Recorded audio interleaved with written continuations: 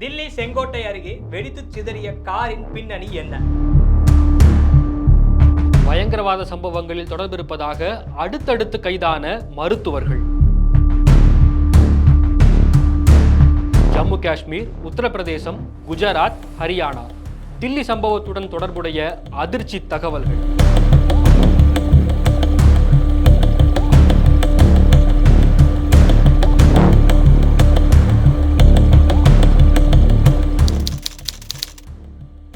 தில்லி செங்கோட்டை அருகே கடந்த நவம்பர் 10 அன்று மாலை வெள்ளை நிற ஹுண்டாய் i20 கார் ஒன்று வெடித்தது. இதில் 13 பேர் உயிரிழந்தார்கள்.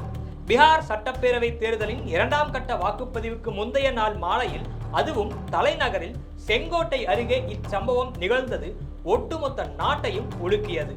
இது குறித்து NIA விசாரணையை தொடங்கி நடத்தி வருகிறது. கார் குண்டுவெடிப்பு சம்பவம் தொடர்பாக கடந்த 2 நாட்களாக பல்வேறு தகவல்கள் வெளியாகி வருகின்றன. கார் குண்டுவெடிப்பின் போது காரில் இருந்தவர் யார், அவருடைய பின்னணி என்ன என்கிற விவரங்கள் ஊடகங்களில் வெளியாகின. கார் குண்டுவெடிப்புக்கு முன்பு அது எங்கெல்லாம் பயணித்தது போன்ற தகவல்கள் எல்லாம் CCTV காட்சிகளின் மூலம் சேகரிக்கப்பட்டு வருகின்றன.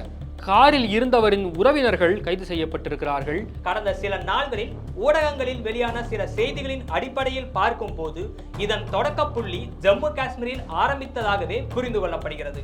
அங்கு ஒட்டப்பட்ட போஸ்டர்களின் அடிப்படையில் ஒருவர் கைது செய்யப்படுகிறார். அவரிடம் மேற்கொள்ளப்பட்ட விசாரணை தான் தொடக்க புள்ளி. ஜம்மு காஷ்மீரில் என்ன நடந்தது? ஜம்மு காஷ்மீர் மாநிலம் ஸ்ரீநகர் பகுதிகளில் தடை செய்யப்பட்ட பயங்கரவாத அமைப்பான ஜெய்ஷே முகமது அமைப்புக்கு ஆதரவாக போஸ்டர்கள் ஒட்டப்பட்டது பெரும் சர்ச்சையானது. இதில் இர்ஃபான் அகமது என்பவரை ஜம்மு காஷ்மீர் காவல்துறையினர் கைது செய்கிறார்கள். அவர் கொடுத்த தகவலின் அடிப்படையில் அனந்த்நாக் மாவட்டத்தைச் சேர்ந்த அரசு மருத்துவக் கல்லூரி மருத்துவமனையில் முன்னாள் மருத்துவர் அடீல் அகமது ராத்தர் விசாரணை வளையத்துக்குள் வருகிறார். இவருக்காகவே ஜம்மு காஷ்மீர் காவல்துறையினர் உத்தரப்பிரதேசம் செல்கிறார்கள். அடீல் அகமது ராத்தர் உத்தரப்பிரதேச மாநிலம் சரண்பூரில் உள்ள தனியார் மருத்துவமனையில் வைத்து ஜம்மு காஷ்மீர் காவலர்களால் நவம்பர் 6 அன்று கைது செய்யப்படுகிறார். தொடர்ச்சியாக அனந்த்நாகில் அவர் மறைத்து வைத்திருந்த AK-47 ரக துப்பாக்கி பறிமுதல் செய்யப்பட்டது. இவருடன் நடத்தப்பட்ட விசாரணை தான் காவல்துறையை ஃபரிதாபாத்துக்கு அழைத்துச் சென்றது. மருத்துவர் முசாமில் ஷாகில் ஜம்மு காஷ்மீர் மற்றும் ஹரியானா காவல்துறையினரால் ஃபரிதாபாத்தில் கைது செய்யப்படுகிறார். இவர் பயங்கரவாத இயக்கத்தின் போஸ்டர் ஒட்டப்பட்ட வழக்கில் கைதான மருத்துவர் அடீல் அகமது ராத்தரின் கூட்டாளியாக இருக்கக்கூடும் என தெரிகிறது. முசாமில் ஷாகில் கைது செய்யப்பட்டது மட்டுமில்லாமல் அவருடைய வாடகை வீட்டிலிருந்து 2900 கிலோ அளவுக்கு வெடிபொருள் தயாரிக்கக்கூடிய பொருள்கள் பறிமுதல் செய்யப்பட்டன. மேலும் 360 கிலோ அளவுக்கு அமோனியம் நைட்ரேட்டாக இருக்கலாம் என்று சந்தேகிக்கப்படும் பொருள்கள், வயர்கள், ரசாயனங்கள், துப்பாக்கி தோட்டாக்கள், பேட்டரிகள், AK-47 ரக துப்பாக்கி உள்ளிட்டவையும் நவம்பர் 9 அன்று பறிமுதல் செய்யப்பட்டன. இந்த தேடுதல் வேட்டை இன்னும் தொடர்வதாக ஃபரிதாபாத் காவல் ஆணையர் சத்யேந்தர் குமார் குப்தா செய்தியாளர்களிடம் நவம்பர் 10 அன்று தெரிவித்தார். இவருடைய கைதை தொடர்ந்து மேலும் சிலர் கைது செய்யப்பட்டார்கள். ஹரியானாவில் கைது செய்யப்பட்ட முசாமில் ஷாகில் யார்? முசாமில் ஷாகில் ஹரியானாவில் உள்ள அல்-ஃபலா பல்கலைக்கழகத்தில் பணிபுரிந்தவர். இவர் ஜம்மு காஷ்மீரின் புல்வாமா மாவட்டத்தைச் சேர்ந்தவர். இவர் மீதான இந்த குற்றச்சாட்டை கேட்டு அவருடைய குடும்பத்தினர் அதிர்ச்சி அடைந்துள்ளார்கள். முசாமிலின் தந்தைக்கு கடந்த ஜூன் மாதம்தான் அறுவை சிகிச்சை நடந்திருக்கிறது. அப்போது அவர் காஷ்மீருக்கு சென்று வந்துள்ளார். தங்களுக்கும் பயங்கரவாதத்துக்கும் எந்த சம்பந்தமும் இல்லை என்றும் 50 ஆண்டுகளாக தங்கள் மீது எந்த வழக்கும் இல்லை என்றும் அவருடைய சகோதரர் ஆசாத் ஷாகில் தெரிவித்திருக்கிறார். கார் குண்டுவெடிப்பு சம்பவம் நிகழ்ந்த நவம்பர் 10 அன்று இவருடைய சகோதரிக்கு திருமணம் நடைபெறவிருந்தது. இதற்காக முசாமில் வருவார் என அவருடைய குடும்பத்தினர் காத்திருந்திருக்கிறார்கள்.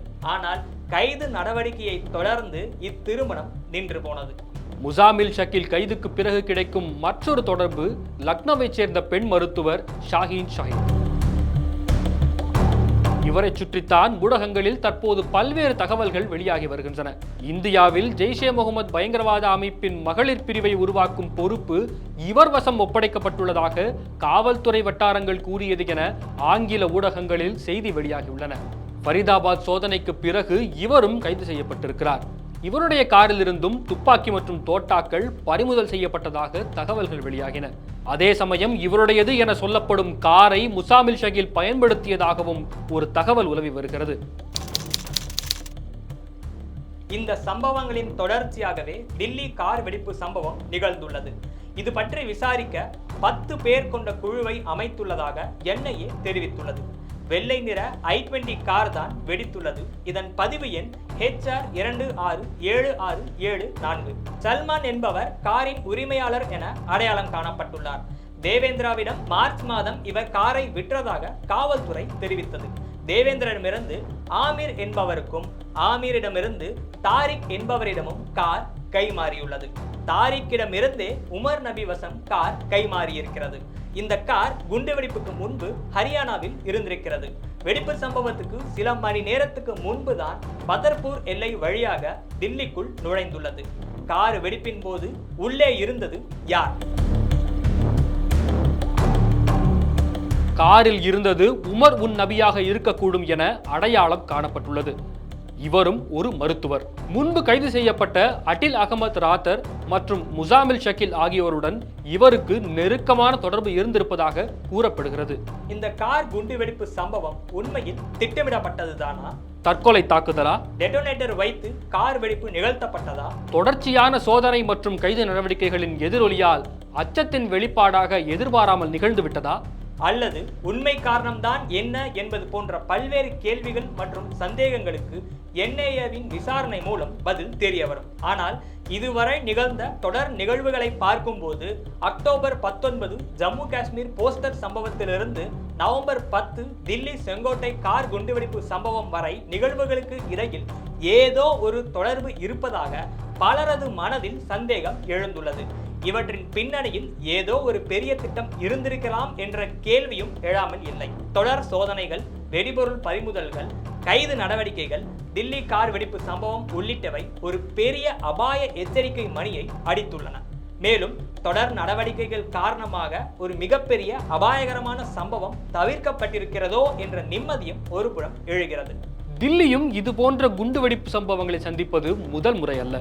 கடந்த 1996 தொடங்கி பல முறை பயங்கரவாத தாக்குதல்கள் தில்லியில் நடந்துள்ளன. 2001 நாடாளுமன்ற தாக்குதலுக்கு முந்தைய குண்டுவெடிப்பு, 2005 தீபாவளி பண்டிகையின் போது நடத்தப்பட்ட 3 தொடர் குண்டுவெடிப்பு, அதைத் தொடர்ந்து 2008 5 இடங்களில் நடத்தப்பட்ட தொடர் குண்டுவெடிப்பு, 2011 தில்லி உயர்நீதிமன்ற வளாகத்தில் நடந்த குண்டுவெடிப்பு என்பது உட்பட பல சம்பவங்களை தலைநகர் தில்லி கண்டுள்ளது. குறிப்பாக 2005 அடுத்தடுத்து 3 இடங்களில் நடந்த குண்டுவெடிப்பில் 62 பேர் உயிரிழந்தார்கள், 210க்கும் மேற்பட்டோர் படுகாயமடைந்தார்கள். இச்சம்பவங்களுக்கு லஷ்கர்-ஏ தொய்பா, ஜெய்ஷே முகமது, இந்தியன் முஜாஹிதீன் உள்ளிட்ட பயங்கரவாத அமைப்புகள் பொறுப்பேற்றுக் கொண்டன. காவல்துறையின் அதிரடி நடவடிக்கைகளால் நாட்டில் நிகழ இருந்த பெரும் அசம்பாவிதம் தடுக்கப்பட்டது. NIA விசாரணையை நடத்தி வருகிறது. விசாரணையின் முடிவில் நிச்சயம் எல்லா கேள்விகளுக்கும் பதில் கிடைக்கும் என எதிர்பார்க்கப்படுகிறது.